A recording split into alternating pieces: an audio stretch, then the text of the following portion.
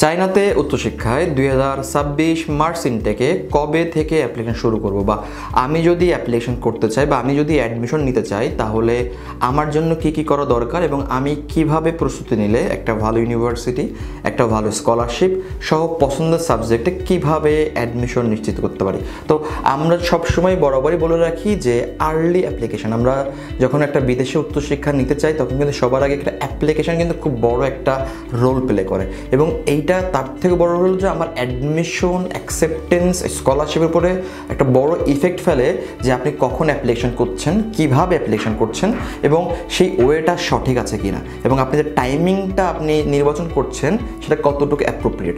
এখন আমরা প্রায় সময় কিছু কিছু কথা শুনতে দেখি একটা শিক্ষার্থীর কাছ থেকে, বা আমরা মেসেজ পাই যে ভার্সিটির ডেডলাইন বলতে কি বুঝি? ডেডলাইন বলতে বুঝি আমরা যে লাস্ট অ্যাপ্লিকেশন, কিন্তু এখানে কিন্তু প্রবলেম আছে।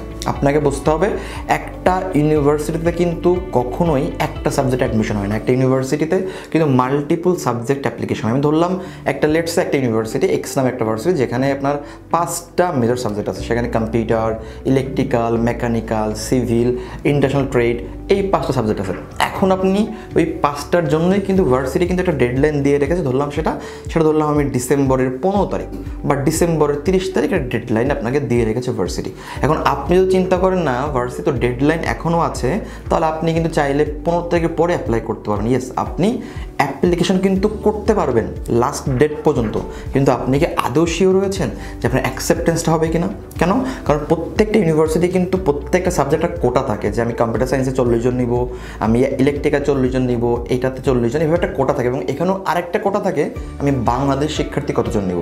আমি computer science, let's see computer সায়েন্সে আমার সিট হচ্ছে 40টা, আমি বাংলাদেশে নিব হয়তো বা 10টা, এবং বাকি 30টা আমি আরও মাল্টিপল কান্ট্রি থেকে নিব।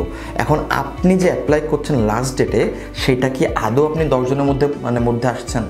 আদৌ কি আপনি কনফার্ম যে আপনার ওই প্রোফাইলটা অ্যাকসেপ্ট হবে? এখন লাস্ট মোমেন্টে আপনি অ্যাপ্লাই করুন একটা ইউনিভার্সিটিতে, বাট দেখা গেছে আলটিমেটলি কি ওখান থেকে রিজেকশন, বাট ওই সময়ের পরে আপনি কিন্তু আর ভার্সিটি পাবেন না অ্যাপ্লিকেশন করার। এই জন্য বারবার বলবো, যত দ্রুত সময় অ্যাপ্লিকেশন করবেন। চায়নাতে মার্চ ইনটেকের অ্যাপ্লিকেশন পিরিয়ড যদি বলি 26 সালের ক্ষেত্রে শুরু হচ্ছে সেপ্টেম্বর থেকে, সেপ্টেম্বরের 1 থেকে শুরু হচ্ছে, এবং এই সময়ের মধ্যে আপনাকে চেষ্টা করতে হবে আর্লি বার্ডস অ্যাপ্লিকেশন। আমরা বিগত যদি বলি যে সেপ্টেম্বর ইনটেকে আমরা এই 25 সালে আমরা যেটা দেখেছি, অনেক ভালো ভালো প্রোফাইল উইথ আইএলটিএস 7, 6.5, 6 সহ একটা শিক্ষার্থী তার পছন্দের মতো ভার্সিটি বা সাবজেক্ট পায়নি শুধুমাত্র শেষ সময় অ্যাপ্লিকেশন করার কারণে।